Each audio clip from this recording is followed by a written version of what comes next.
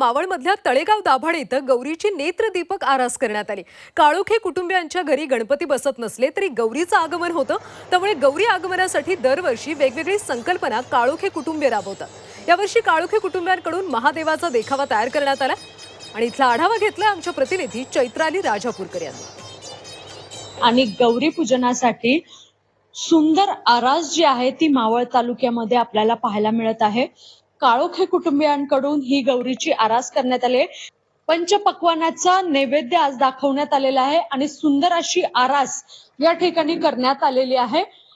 शंकराची पिंड तयार करून या ठिकाणी गोमुखातून पाणी बाहेर येतानाचा हा देखावा जो आहे तो या गौराईंच्या अवतीभोवती तयार करण्यात आलाय। त्याचप्रमाणे विविध फुलांचा वापर करून देखील ही आरास जी आहे ती करण्यात आलेली आहे। याबाबतचं हे डेकोरेशन जे आहे ते विविध फुलं वापरून या ठिकाणी करण्यात आलेले आहे। गौराईंना देखील पारंपरिक दागिने त्याचप्रमाणे साडी आणि फेटा घालून हे रूप जे आहे ते खुलणारं रूप पाहण्यासाठी मावळ तालुक्यातून सर्वच जण तळेगाव या ठिकाणी येत असल्याचं पाहायला मिळत आहे।